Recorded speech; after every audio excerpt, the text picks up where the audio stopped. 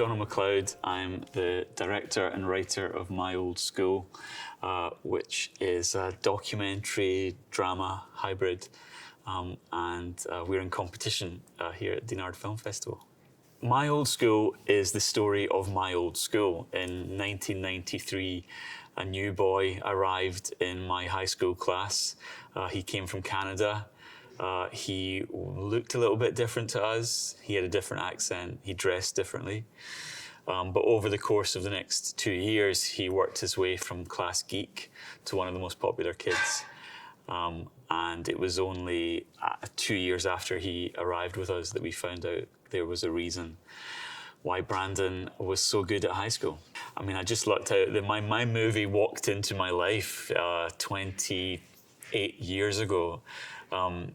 And yeah, here, it's taken me a while to percolate it, let it kind of marinate, and finally just be able to have a school reunion, basically. The process of getting my classmates back together and reconnecting with them and capturing that kind of magic of reconnecting with old friends on screen. I think that's maybe what has made the film connect with people so well. Yeah. I was emailing people and saying, "Hi, do you remember me from school?" And a lot of the time the answer was, "No, who are you?" But some people from school remembered me and were willing to kind of go on this journey of telling this story. A lot of them hadn't spoken about the story since. There was a lot of television and newspaper interest in the time about what happened at our high school.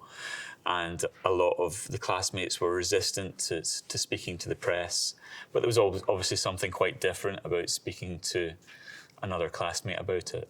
So this film is really, I always say it's not the absolute truth of what happened back then. It's just as close as 30 school kids and their teachers can get when nearly 3 decades have passed. Yeah. It's just, the film is as much about memory and the unreliability of memory as much as anything, and perhaps how we idealize our school days, and that might make us believe certain things about our school days, or it might even make us want to relive them again. But not everyone wants to do that. Yeah, I mean, there was a lot of work in the edit in terms of figuring out how to tell this story, how to tell a story that is essentially a pyramid of lies, and which lies to reveal and which to conceal, and when to reveal them.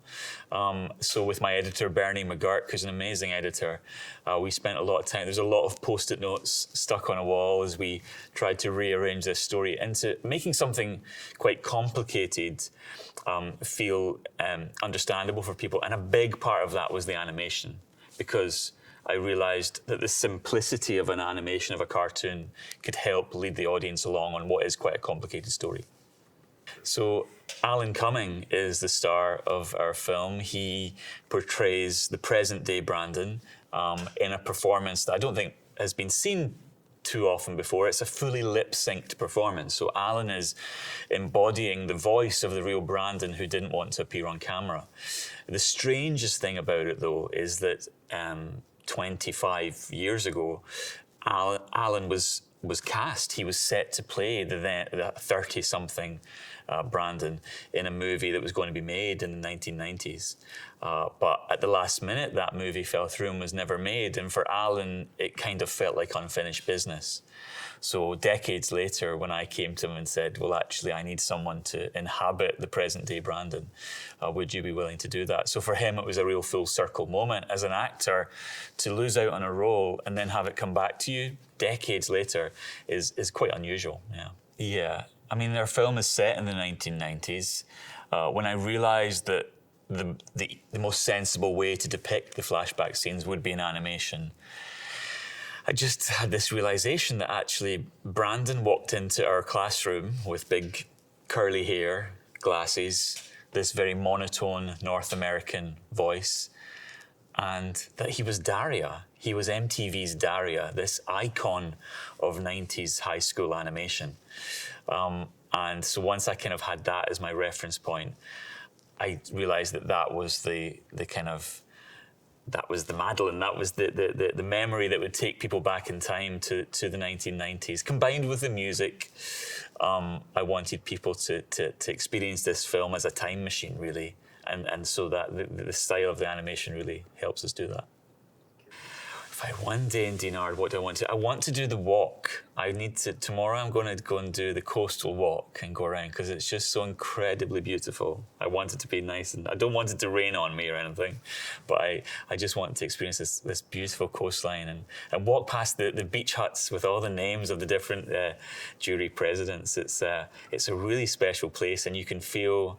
I don't think it's just because we're here right now for the film festival, but you can feel that that film and the spirit of British film has infused this town over the past 3 decades. It's amazing.